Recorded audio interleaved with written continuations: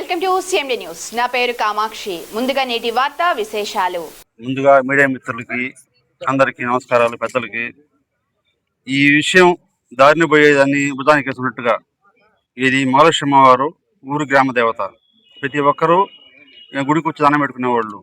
దీన్ని ఒక చిన్న సమస్యను ఇంత పెద్ద సమస్యగా రాజకీయం చేయడానికి కారణం మా ఊరి శ్రీహరి నాయుడు అనే వ్యక్తి శ్రీనాయుడు గారు ఇంత దూరం తీసుకొచ్చారు. సమస్య ఏంటంటే ఇంటూరు రమణయ్య మెయిన్ ముద్దాయి అంటే అతనే.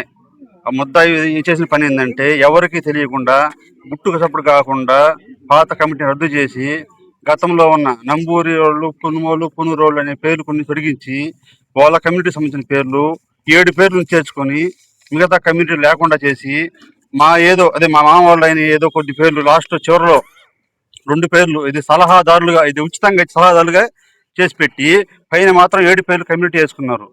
వాళ్ళకి ఆ హక్కు ఎవరు ఇచ్చారు? వాళ్ళకి చెప్పకుండా తెలియజేయకుండా చేశారు. సరే, అది వాస్తవమే, కాదనట్లేదు.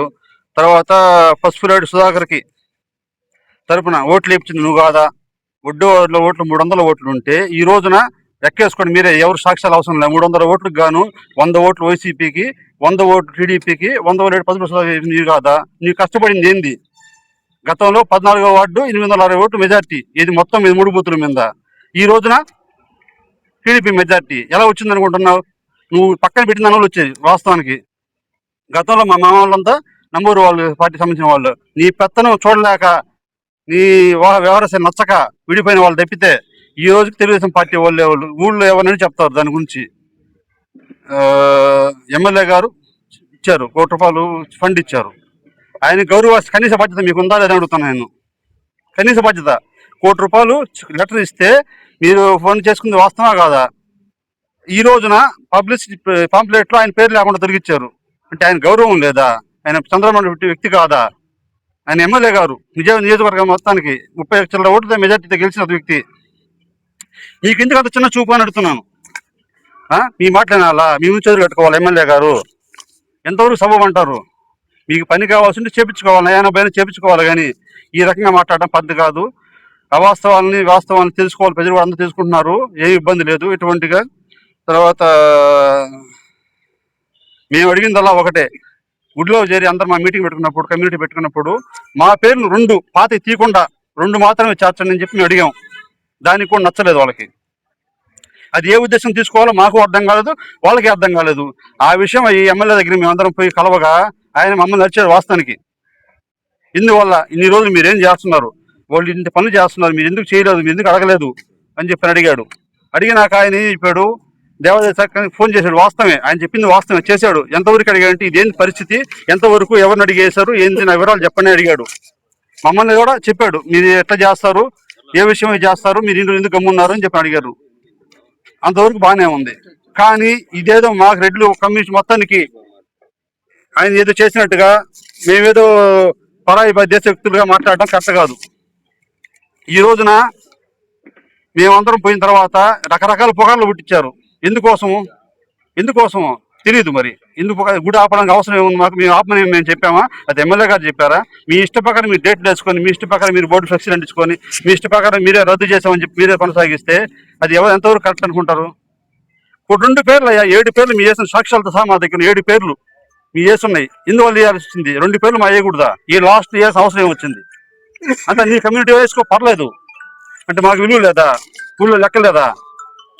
ఎవరిని చూసుకొని ధైర్యంగా మీరు చేస్తున్నారు? ఆలోచించాలి మీరు కూడా. ఈ పెద్ద వయసు వాళ్ళు 82 నుంచి ఉన్నా అంటున్నారు, సీనియర్ అంటున్నారు. దాని దగ్గరగా ప్రవర్తించాలా లేదా? మా ఎమ్మెల్యే గారిని రకరకాలుగా నిందిస్తూ సొంత ఇంటోళ్ళే పొడుస్తుంటే ఎన్ని కోట్లు పడుతుంటే బయట వాళ్ళు ఇంకెన్ని పొడుస్తారు? సొంత ఇంటోళ్ళే పొడుస్తున్నారు. ఆయన వాస్తవానికి పార్టీ వాళ్ళే పొడుస్తున్నారు, బయట లేదు. మనకి ఎలా జరగాలంటే ఇక్కడ టీడీపీ పార్టీ పైన గెలవాలా, కింద మాత్రం పెత్తనం మంది ఉండాలా. అంటే ఎమ్మెల్యే ఉండకూడదు, ఇక్కడ ఎమ్మెల్యే ఉండకూడదు, ఎవరి పెత్తనం వాళ్ళు చేసుకోవాలా.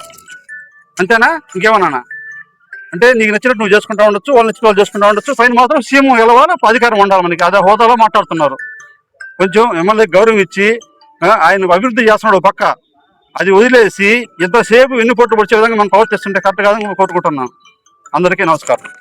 ముఖ్య గమనిక, మా హాస్పిటల్ నందు డాక్టర్ ఎన్టీఆర్ వైద్య సేవ అందించబడెను. పేదలందరికీ ఆధునిక వైద్యం చేయబడెను. మాలిని దేవి మల్టీ స్పెషాలిటీ హాస్పిటల్, క్రిస్టియన్ పేట, 5వ లైన్, కావలి. డాక్టర్ గుట్టిపాటి మాలిని దేవి ఎంబీబీఎస్ ఎంఎస్ ఓబీజీవై కాన్పులు మరియు గర్భకోశ వ్యాధి నిపుణులు.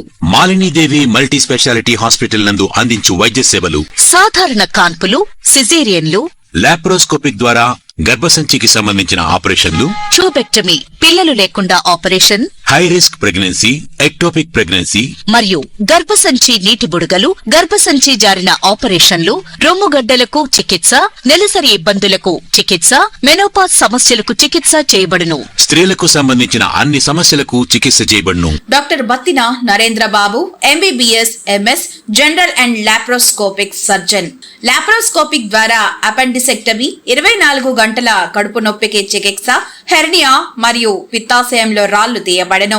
వరి బీజం, హెర్నియా, నరాలు ఉబ్బడం, హైడ్రోసెల్, థైరాయిడ్ ఆపరేషన్లు చేయబడను. మాలిని దేవి మల్టీ స్పెషాలిటీ హాస్పిటల్, క్రిస్టియన్ పేట, 5వ లైన్, కావలి. ఫోన్ నంబర్స్ 9398665676 మరియు 08626245167.